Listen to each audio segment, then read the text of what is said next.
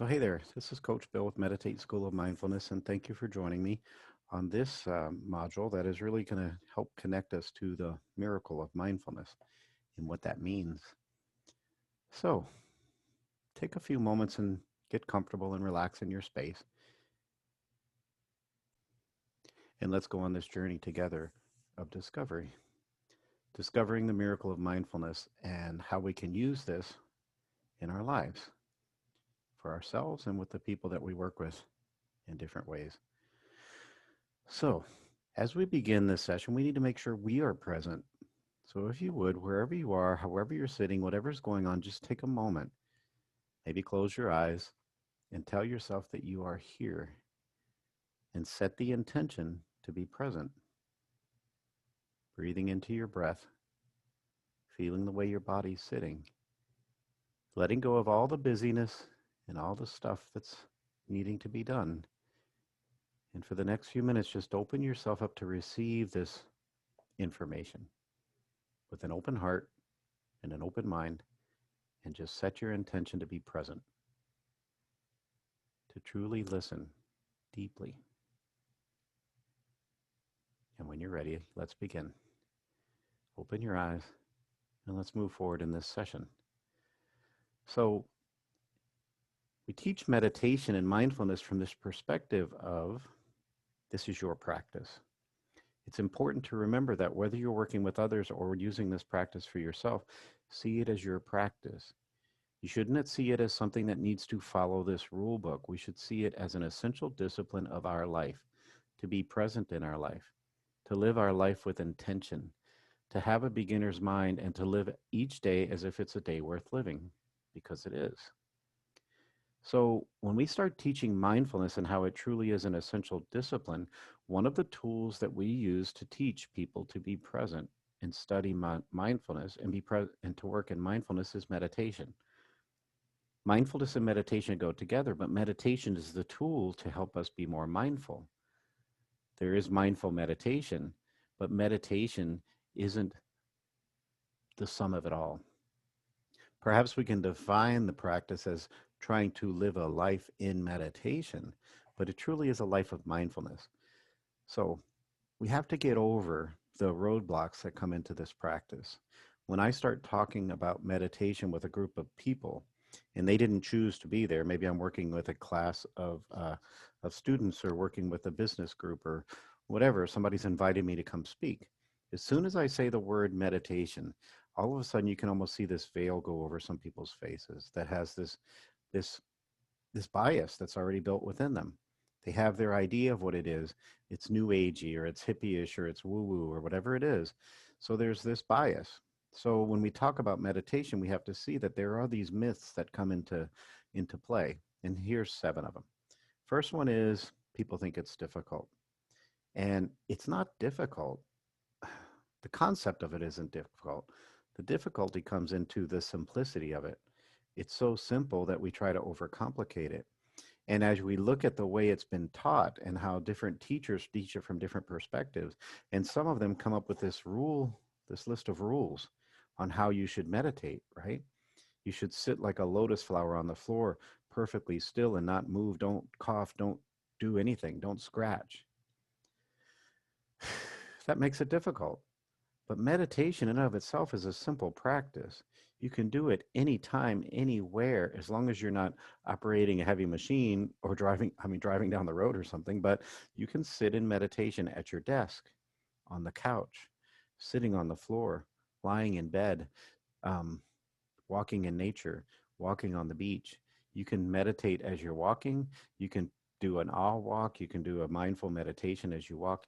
You can sit in meditation in any way you choose.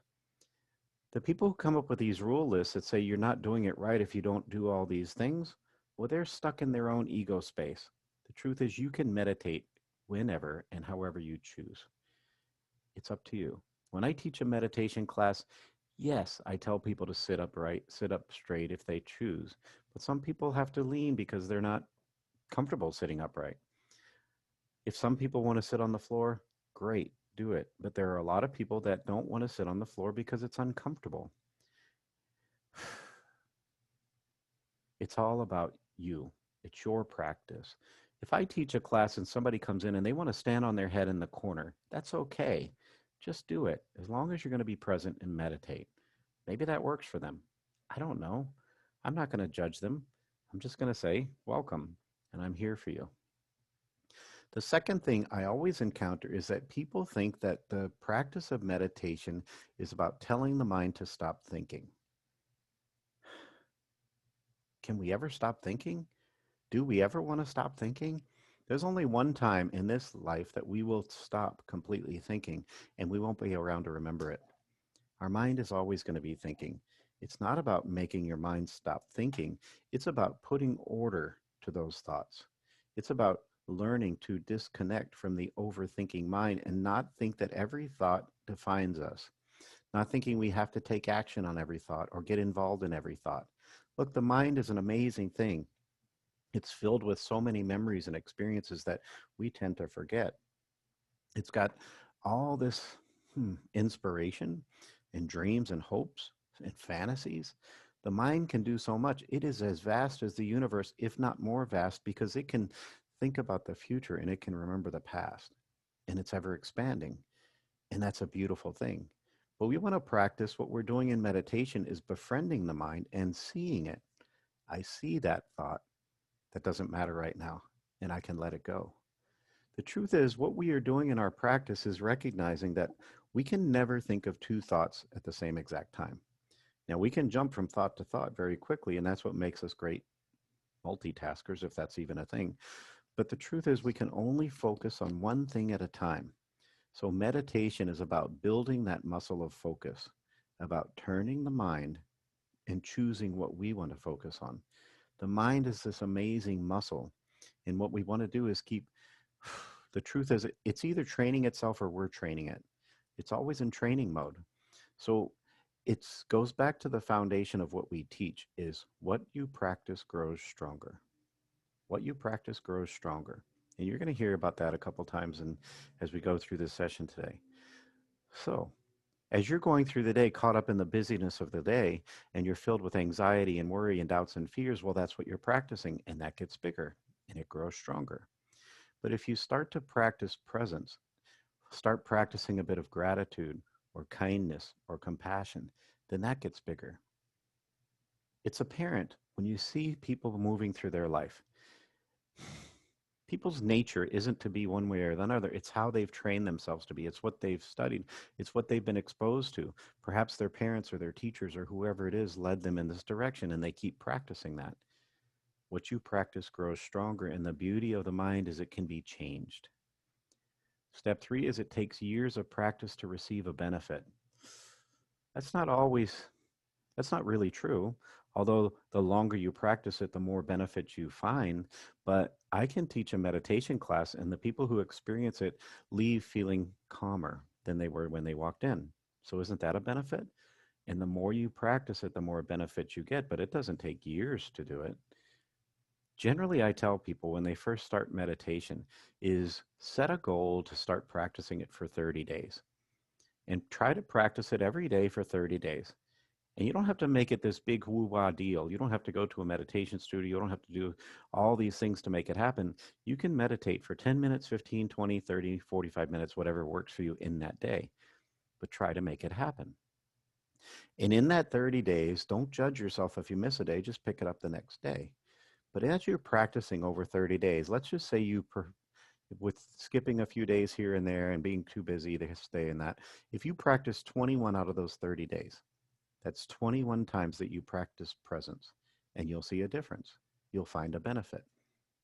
That's the truth. Step 4, number 4, meditation's about escaping reality. It's about turning to the reality. It's about recognizing the power of the mind in this moment. So we don't want to get stuck in the past, but we want to bring our memories into the present, a lesson that we may learn, something that we discovered. So that is being present. That's not escaping. We want to look to the future and just make sure we're heading in the right direction, setting goals and intentions and looking at where we want to be, but we're doing that in the present. Instead of getting caught up in the worries and the doubts and the fears about the future, we're saying, what am I doing today that's going to keep me heading in the right direction? And what lessons can I bring from the past that's going to help me move forward? But we're doing that in the present. The other thing that sometimes our meditations do is sometimes they're visual, sometimes they're guided visualizations. So imagine you're taking a meditation that has you walking down this beach. So you're walking down this beautiful beach and you're imagining you're there with your feet stepping in the sand, watching the waves and looking at the sun and all these different things that are going on. But the truth is, you're not escaping reality. You're using the imagination in the present moment. And in that meditation are some messages. And the messages are different for each and every one of us. So maybe the message is to feel that presence with every step you take, connecting to the present in nature. Or maybe it's looking back at your footsteps behind you and leaving the past behind. Or maybe it's looking toward that beach of the future and seeing that it's beautiful up ahead. Whatever it is, that's not escaping reality. It's putting things in perspective. One of the ones that most people come up with is, I don't have time. I don't have time. And that's such a myth because, as I said, meditation doesn't need to be a 45-minute or a 60-minute or a 90-minute thing. It can be a 10-minute or 5-minute practice as long as you're practicing. And what I say the benefit is, once you start practicing it over and over again, suddenly you start finding how much time you do have because you start realizing how much time you're wasting on the things that don't matter or the things you can't change. How many times you're caught up in your devices looking at all the twings and the notifications, or how many times you're stuck focusing on things that you don't need to be focused on. It puts things in perspective and brings order to your time. Because the truth is, time is on our side. We shouldn't get to the end of the day and say, I wish I had more time. We should see each and every moment as an opportunity to say, I have enough time today to do what I need to do today. Number 6 is, I have to practice Buddhism. I've been teaching and studying meditation for dozens of years, and I am not a practicing Buddhist. I bring some of the concepts of Buddhism into my teachings because they are beautiful practices when we talk about being kind or love or being love or whatever that is. But I'm not a practicing Buddhist. In fact, if I walked into a Buddhist temple, they'd look at me like I was crazy if I thought I was going to try to teach in one of their spaces because they teach it differently, right? And then the last one, people kind of assume that they have to have this transcendent experience when they meditate. Huh, I wish that was true. I'd love to have a transcendent experience every time I meditate. It happens on occasion, but it doesn't happen that often. So without that, if I have that expectation every time I sit in meditation, I'm going to be disappointed. And therein lies the key. Have to. We don't have to do anything. We don't have to have anything. This is your practice, and it's a practice of discovery. What I think it does is it really leads us back to ourselves, to actually almost like come home to ourselves. So most meditations, when we teach meditation, start with the breath. Why? Because it's there. It's constant and consistent and is available to us all the time. And if we focus on the breath, even after we exercise or do something strenuous, maybe it's running fast at first, but as soon as we pause and stop and sit down, what happens? Our breath starts to calm us down. And if we follow the breath, it leads us into our lungs, but the breath doesn't stop there. It goes into our heart. So it truly connects us to this space, the heart space. I say what we're doing is really practicing heartfulness because over time we start focusing on the intentions of the heart instead of the stuff that's built up in our mind. And that's the beauty of the practice. It's not transcendent, it's transformative. And that's the beauty of it. There are a lot more myths that we can encounter, but those are the 7 ones that most of the time people are going to come up with. So again, some of the challenges are, don't have time. It makes me uncomfortable. Perhaps we should challenge that feeling, that concept of comfort, right? Sometimes as you're sitting in meditation, it might bring up emotions. It might make you feel a certain way, but that's okay. Because what it is it's allowing you to be with things as they are and not always being in that space where we dismiss them.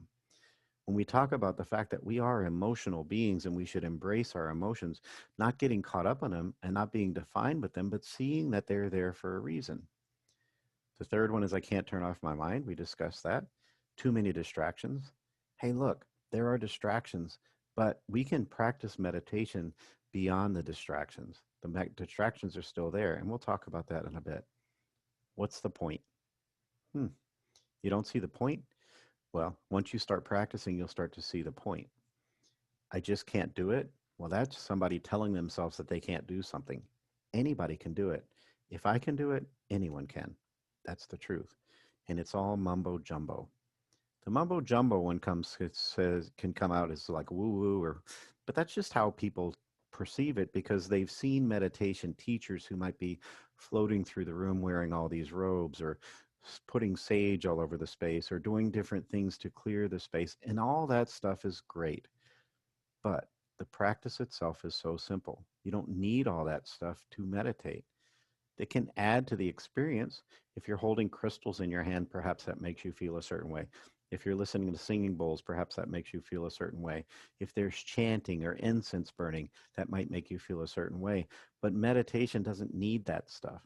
It can be added, these different layers and different teachers add different things, and perhaps that's what makes people think it's mumbo jumbo.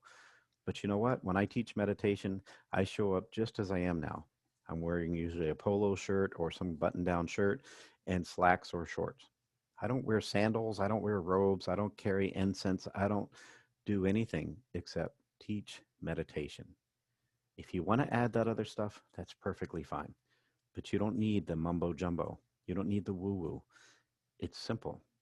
It's simply being present. That's what we're all about. So, hope you're keeping up with me now. I'm going to play this video if it comes up. Hold on just a second.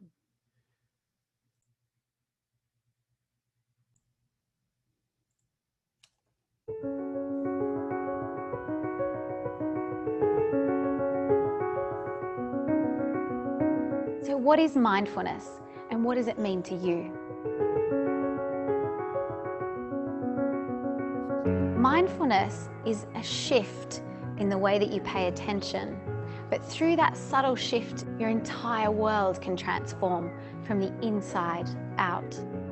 When it comes to mindfulness, there's understanding it, and then there's knowing it directly in your own experience. Now, you might not understand mindfulness as a concept yet, but I can guarantee you, you've already experienced it. Can you remember a time when you were totally engaged in an activity? I mean, utterly absorbed. You weren't thinking about the bills or work or the things you needed to do later. Every part of your being was focused in the moment. Maybe you caught your breath at an exquisite sunrise, or maybe you experienced it spontaneously when you were out in the surf, skiing down a mountain, or simply alone in nature. Yogis and dancers know mindfulness when they lose themselves in the joyful movement of the body. And artists know it when they're absorbed in the act of creation. When we find ourselves in these moments, a deep sense of connectedness with life suddenly emerges. Everything feels alive, radiates energy, and emanates sacredness. Scientists now concur with what wisdom traditions have long been telling us, that the keys to fulfillment and to true well-being lay not in the external circumstances of our lives, but the internal, the state of our minds and the quality of our consciousness. Mindfulness is in fact the core essence of every wisdom tradition throughout history. It's the reason for every spiritual practice ever performed. And more importantly, it's the key to true and lasting fulfillment. There are three components to mindfulness, three ways in which our attention shifts gears. Firstly, our attention is held on purpose. Mindfulness involves the conscious and deliberate direction of our awareness. So being mindful, you could say, is the opposite of being on autopilot, which unfortunately for so many of us is the normal state of the mind for most of the day. And unfortunately, when we're on autopilot, the mind is really noisy. It chatters away ceaselessly and almost constantly. When you practice mindfulness, it allows you to wake up out of autopilot. It allows us to hold attention where we consciously choose.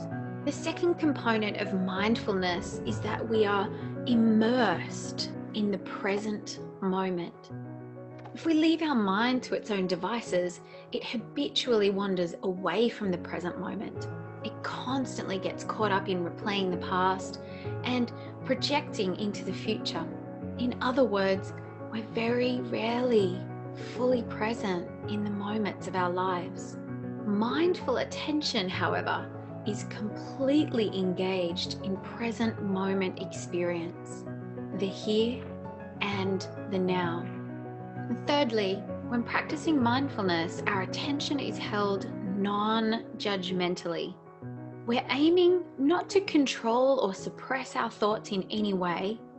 We simply aim to pay attention to our experiences without judging, labeling, or making stories about them in any way. Mindfulness then allows us to become the watcher of sense perceptions, thoughts, and emotions as they arise without getting caught up in them and being swept away in their current. When you're able to live mindfully, you can literally transform your entire world from the inside out. And from that place, live in harmony with yourself and in harmony with the world around you.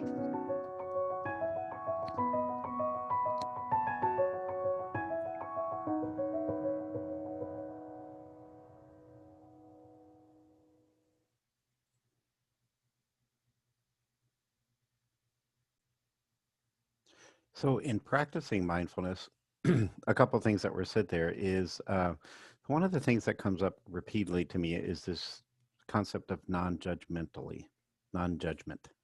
Um, and we have to recognize the difference between judging and discerning. So, judging means if somebody walks through the door, you judge the way they look, the way they feel, the energy that they're putting out. Now, there's a reason that that's there. It comes from that ego space that is a protection space. So we don't want to turn that off. So because when somebody walks through the door, we want to make sure we're safe. We want to make sure that person is not here to harm us. And so that's important. And so that judgment space is really something we need to be aware of. But we also want to make sure we're discerning. We fall into this judgment space where we start judging ourselves by our feelings or our thoughts. Um, but what we're trying to do is be more discerning, to recognize our thoughts. And over time, what this practice helps you do is recognize that the thoughts are just the thoughts. They come from us, they're my thoughts, but they don't define us. They don't even direct us. They're not directives. We all have crazy thoughts now and then, something that we think of as like, where did that come from? Or why would I even think that, right? And sometimes we might think something or even say something that we let our whole world collapse around. So maybe we're in a meeting and somebody asks a question and we say something that really doesn't align with what we're thinking. And suddenly our whole day collapses around that one not great thing that we said. Now, the truth is, with every action, there's a reaction, and we might have said something that we shouldn't have said, and there might be repercussions for it, but we shouldn't define ourselves by that. In the same way, we shouldn't define people's actions by one deed, right? So if we have a friend who for all of our relationship has done good things, and all of a sudden they've done something that's wrong or not helpful, then our whole friendship collapses around that one thing. Instead of perhaps having compassion for that person or looking at that person and saying, I wonder what's going on in their life that made them do that thing. Now, of course, we might have to take steps to mm, forgive or let that person out of our life. But at the same time, we shouldn't judge them too harshly. We should say, I see you. And where did that come from? So, some of the steps that we go into when we're talking about mindfulness, judgment is one of the ones that people struggle with the most. So, don't think about the fact that um, about judging one way or another. Think about more discernment. I'm discerning right from wrong, good from bad. I'm discerning whether that person is safe or unsafe, or if that thought came from or that emotion came from.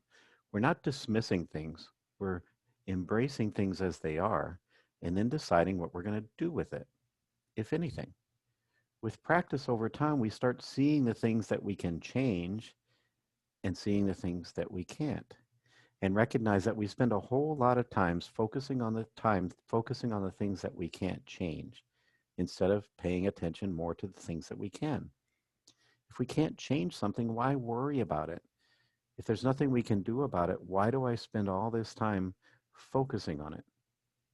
Now, I can do what I can. So, say for instance, we talk about something like politics, right? And so many people get so caught up in the politics of our day. And there's so many reasons why that happens. But the truth is, most of us know where we stand in our political space. We know who we're going to vote for. And when the time comes to vote, we vote. And beyond that, it's out of our control. When we vote, whether that person wins or loses is beyond our control.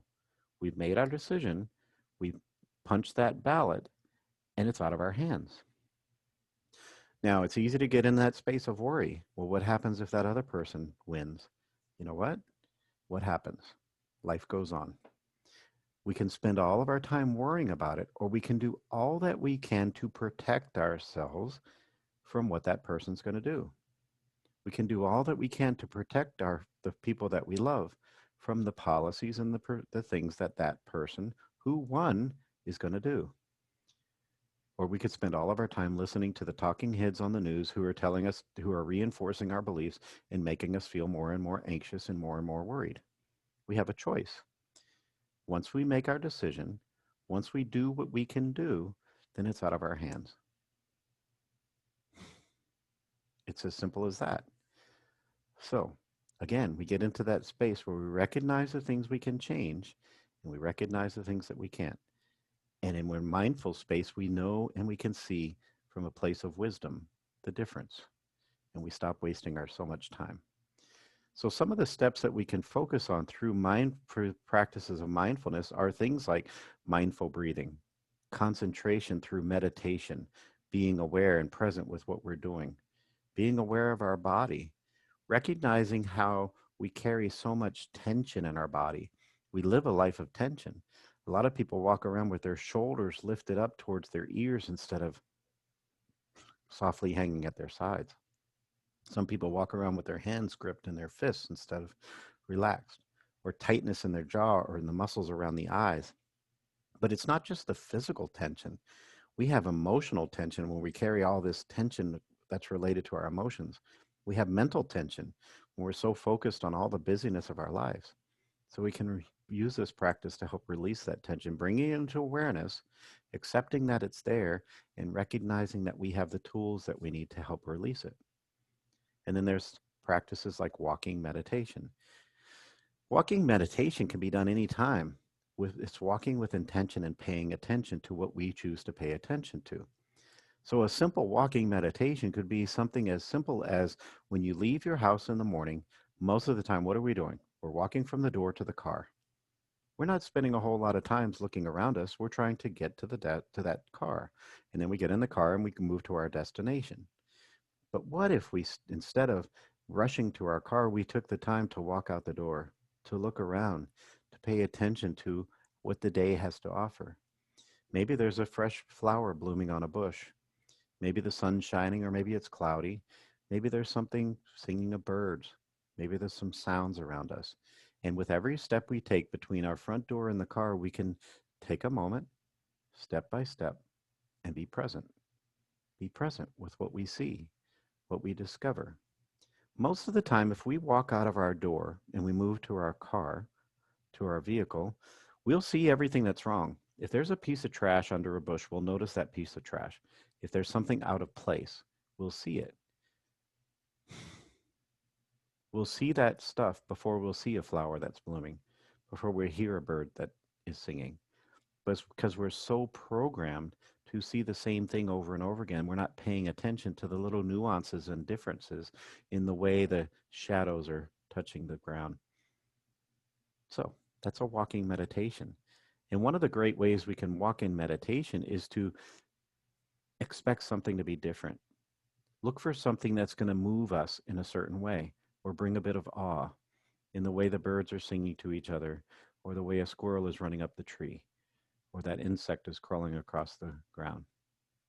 Whatever it is, being present. That's a step in mindfulness, and it's a practice. One of the most powerful practices that we can come to is doing a body scan meditation. And I'm going to send one of those to you, or maybe you already have it. But a body scan meditation can be a powerful healing meditation because it brings awareness to your senses. It brings you into the present time, and we're turning our attention inward. And what we are doing is bringing the body and the mind together. And when we start doing a body scan meditation, depending on how long it is, we talk about the different parts of the body in different ways and bringing your attention to how that part feels in this moment. And recognizing that any moment in our body, there are places that feel uncomfortable and that feel comfortable. That there are places that feel tense and places that feel loose. There might be a space that has pain. Maybe you have some knee pain in your right knee, but then we can turn our attention to the left knee and say, oh, there's no pain there. Because we recognize that where our attention goes is where our energy flows. So if our attention goes constantly to the chronic pain seems to get bigger and bigger and bigger because that's where our attention goes. What you practice grows stronger. And when you pay attention to something, it gets bigger. But if for just a moment we turned our attention to something else, to the other knee, and think about how that feels, perhaps then, the pain gets smaller. It doesn't go away, but I like to teach it's like this red helium balloon. So if we have something that we're focusing on, like pain or anxiety or this job I have to get done, and the more I focus on it, the bigger and bigger it gets. And this red helium balloon gets inside of our head and takes up all the space. We can't see our way around it. But when we stop and do something like a body scan meditation and turn our attention to different parts of our body, suddenly that red helium balloon starts to lose some of its energy, starts to deflate a little bit. That other stuff doesn't go completely away, but suddenly there's a space around it. And it's that space that perhaps we can find another way, a new path.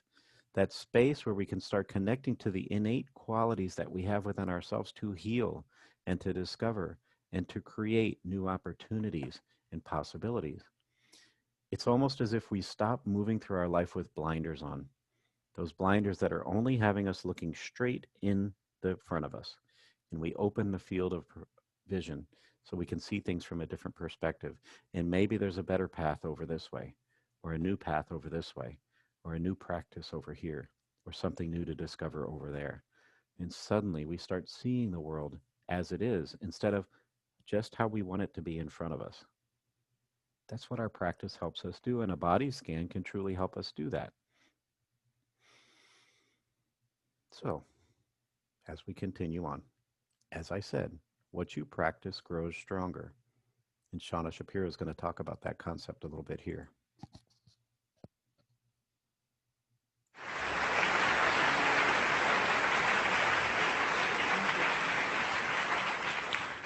If, in rush hour traffic, you can remain perfectly calm, if you can see your neighbors travel to fantastic places without a twinge of jealousy, if you can love everyone around you unconditionally, and if you can always find contentment just where you are, then you're probably a dog. Right? We hold ourselves to these unrealistic standards of perfection, and then we judge ourselves when we don't live up to them. The thing is, we're not supposed to be perfect. Perfection isn't possible. But transformation is. All of us have the capacity to change, to learn, and to grow, no matter what our circumstances. As a professor and scientist, I study how people change, how people transform. And one of the most effective vehicles I've found is mindfulness. My own journey into mindfulness was unexpected. When I was 17, I had spinal fusion surgery, a metal rod put in my spine. I went from a healthy, active teenager to lying in a hospital bed, unable to walk. And during the many months of rehabilitation, I tried to figure out how to live in this body that could no longer do what it used to. The physical pain was difficult, but worse was the fear and the loneliness, and I simply didn't have the tools to cope. So I began searching for something that could help, and eventually this search led me to a monastery in Thailand for my first meditation retreat. At the monastery, the monks didn't speak much English, and I didn't speak any Thai, but I understood mindfulness had something to do with paying attention in the present moment. My only instruction was to feel the breath going in and out of my nose. So I began. 1 breath, 2 breaths. My mind wandered off. I brought it back. 1 breath, 2 breaths. It wandered again, sucked into the past or lost in the future. And no matter how hard I tried, I just couldn't stay present. Now this was frustrating because I thought meditation was supposed to feel like this, and instead it felt more like this. Right? Being present isn't so easy. In fact, check it out for yourself. I've been speaking for about 3 minutes. Have you noticed your mind has wandered? All of our minds wander. Research from Harvard shows the mind wanders on average 47% of the time. 47%. That's almost half of our lives that we're missing, that we're not here. So part of mindfulness is simply learning to train the mind in how to be here, where we already are. Like right now. Let's practice together. Allow your eyes to close and just feel your feet on the floor. Wiggle your toes and sense your whole body sitting here, softening the face, softening the jaw, and notice that you're breathing, feeling the breath as it naturally flows in and out of the body, just being here. And as you're ready, taking a deeper breath in and out, allowing your eyes to open. So, back at the monastery, I was trying hard to do just this, to just be present. But no matter how hard I tried, my mind kept wandering off. And at this point, I really started to judge myself. What is wrong with you? You're terrible at this. Why are you even here? You're a fake. And then not only was I judging myself, I started judging everyone, even the monks. Why are they just sitting here? Shouldn't they be doing something? Thankfully, a monk from London arrived who spoke English. And as I shared with him my struggles, he looked at me and said, "Oh dear, you're not practicing mindfulness. You're practicing judgment, impatience, frustration." And then he said 5 words that have never left me. What you practice grows stronger. What you practice grows stronger. We know this now with neuroplasticity. Our repeated experiences shape our brain. We can actually sculpt and strengthen our synaptic connections based on repeated practice. For example, in the famous study of London taxi drivers, the visual spatial mapping part of the brain is bigger, stronger. They've been practicing navigating the 25,000 streets of London all day long. When you look at the brains of meditators, the areas related to attention, learning, compassion grow bigger and stronger. It's called cortical thickening, the growth of new neurons in response to repeated practice. What we practice grows stronger.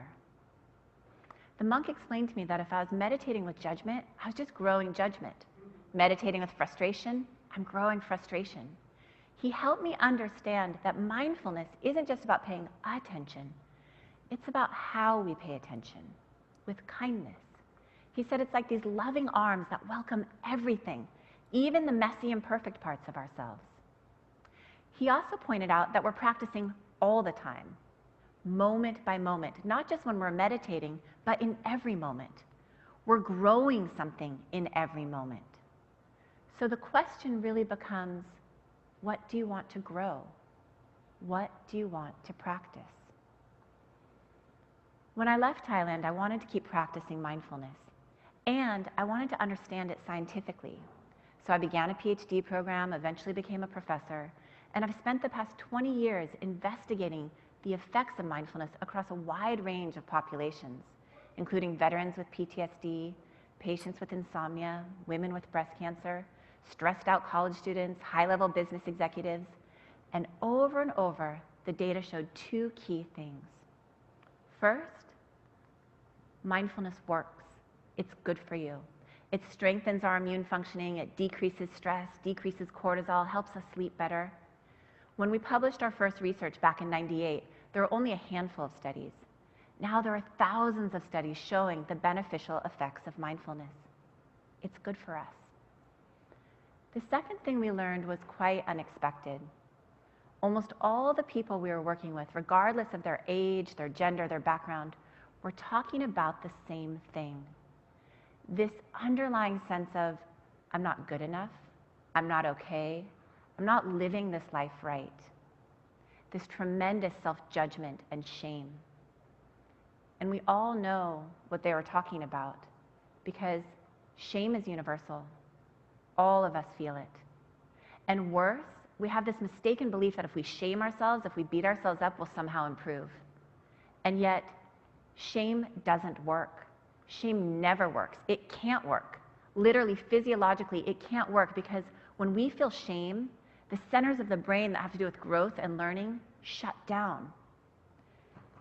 This fMRI shows the brain on shame. What happens is the amygdala triggers a cascade of norepinephrine and cortisol to flood our system, shutting down the learning centers and shuttling our resources to survival pathways. Shame literally robs the brain of the energy it needs to do the work of changing. And worse, when we feel shame, we want to avoid it. So we hide from those parts of ourselves we're ashamed of, the parts that most need our attention. It's just too painful to look at them. So what's the alternative? Kind attention. First, kindness gives us the courage to look at those parts of ourselves we don't want to see. And second, kindness bathes us with dopamine, turning on the learning centers of the brain and giving us the resources we need to change. True and lasting transformation requires kind attention. And the monk's words echoed in my ears. Mindfulness isn't just about attention, it's about kind attention. This attitude of kindness wasn't just a footnote or something nice to have, it was an essential part of the practice. A part of mindfulness that's so often overlooked. So my colleagues and I developed a model of mindfulness that explicitly includes our attitude and our intention as well as our attention. All three parts working together synergistically. Put simply, mindfulness is intentionally paying attention with kindness. We used this model while working at the Veterans Hospital for a group of men with PTSD. I was shocked to learn that we lose more veterans to suicide each year than to combat. Our soldiers carry so much pain and shame. So the intention of the mindfulness group was to cultivate this kind attention, even for the seemingly unforgivable parts of ourselves.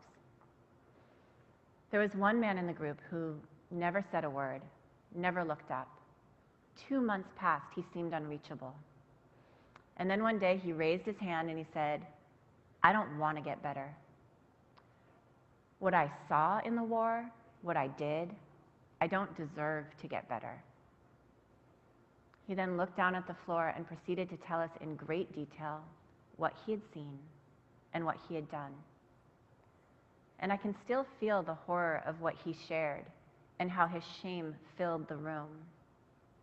I looked up to see how the other men were responding, and there was no judgment, only compassion on their faces. I invited him to look up and to witness this compassion and this kindness. And as he slowly looked around the room, his face began to soften. And in his eyes, there was hope. The possibility that he wasn't just his past actions, that he could choose differently now, that he could change. And this may be one of the most important things I've learned. It's that transformation is possible for all of us, no matter what. And it requires kind attention, not shame. And this kind attention takes practice. It takes lots of practice. I want to share with you a simple practice that continues to help me. Some years ago, I was going through a difficult divorce, and I'd wake up every morning with this pit of shame in my stomach. My meditation teacher suggested an explicit practice of kind attention. She said, "How about saying, 'I love you, Shauna,' every day?" I thought to myself, no way. It felt so contrived. She saw my hesitation and suggested, "How about just saying, 'Good morning, Shauna?' Oh, and try putting your hand on your heart when you say it. It releases oxytocin. It's good for you, you know." She knew the science would win me over. So the next day, put my hand on my heart, took a breath, and said, "Good morning, Shauna." And it was kind of nice.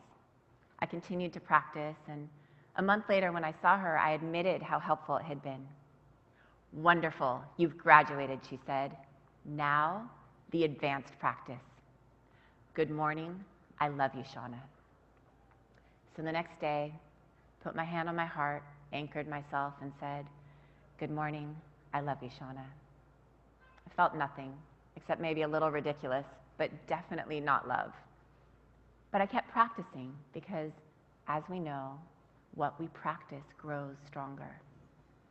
And then one day I put my hand on my heart, took a breath. "Good morning, I love you, Shauna." And I felt it. I felt my grandmother's love. I felt my mother's love. I felt my own self-love. And I wish I could tell you that every day since then has been this bubble of self-love and I've never felt shame or judgment again, and that's not true. But what is true is this pathway of kind attention has been established, and it's growing stronger every day. So I want to invite you tomorrow to put your hand on your heart and say good morning. And if you're really brave, good morning, I love you. Thank you.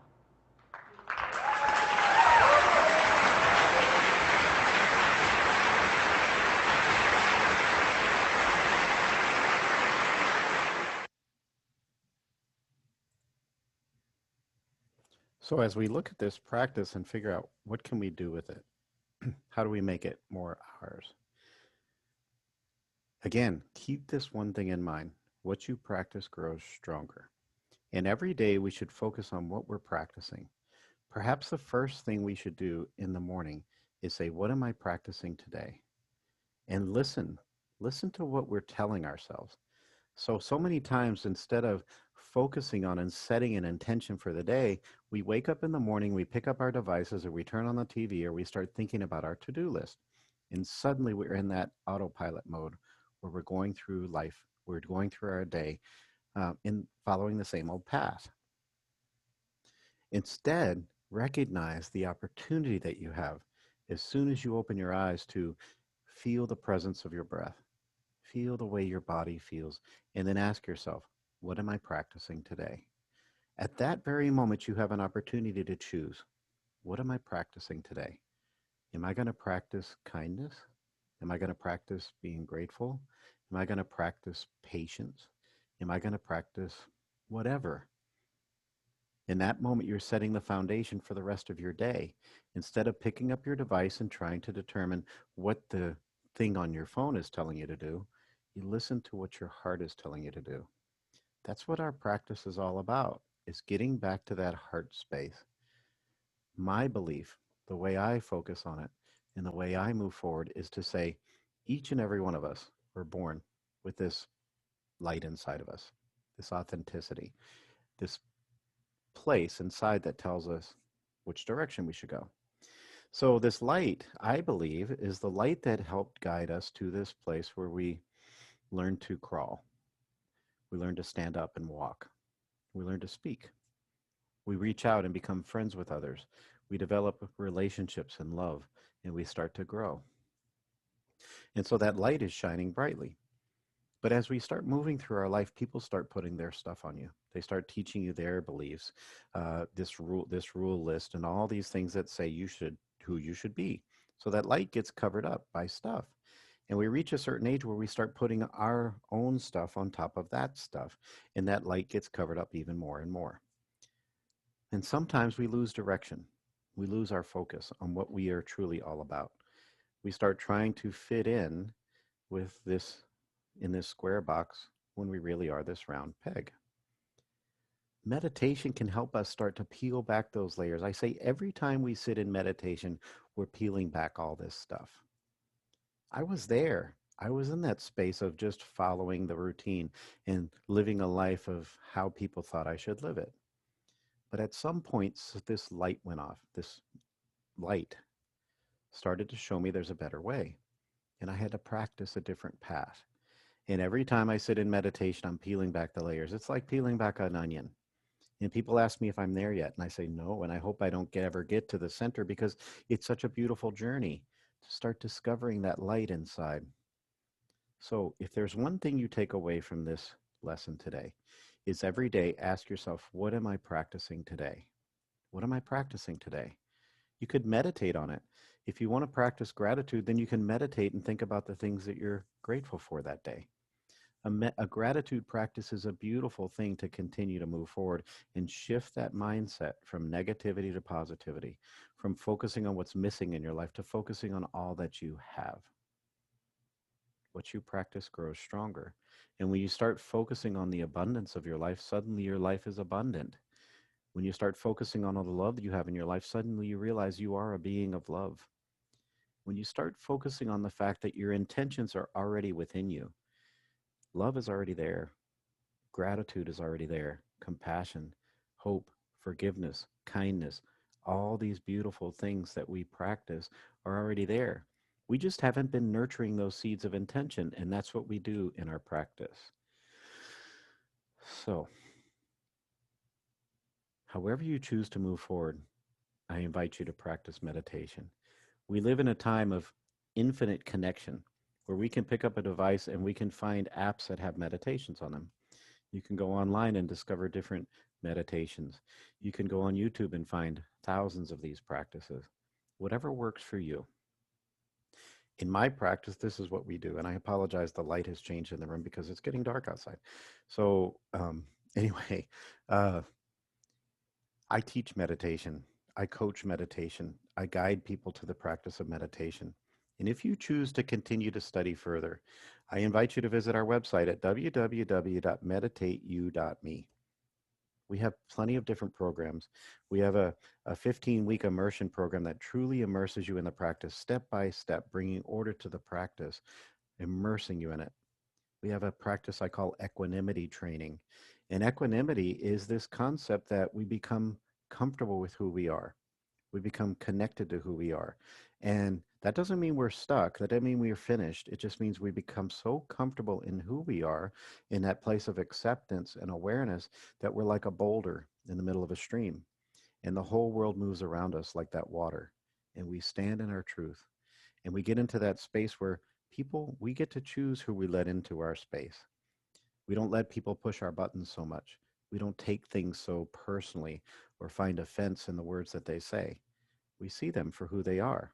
They're their own boulder over there, but this is me. So that's a equanimity training. I have a program that coaches teachers and life coaches in the practice of mindfulness. It's a 15-module program. So if you go to our website, you can check all that stuff out. Whatever you choose to do, I encourage you to do that. But I'm here because this is my passion. I can't. Look, we all want to make the world a better place. In fact, we all want to change the world. But the truth is, I can't change the world out there. I can only change the world here. And perhaps I inspire somebody else. And then they inspire somebody else. And they inspire somebody else. It's like dropping a pebble in this lake. And we spread our gifts out. And the more people who practice, the more people will discover. And this is how we change the world. One person at a time. One meditation at a time. This is how we change our world. So that's my gift to you. This meditation, this workshop is my gift to you. Do with it what you will. I appreciate and I am honored by the time you took today, and I hope you got something out of it. I'm Coach Bill, and I hope you have a beautiful day.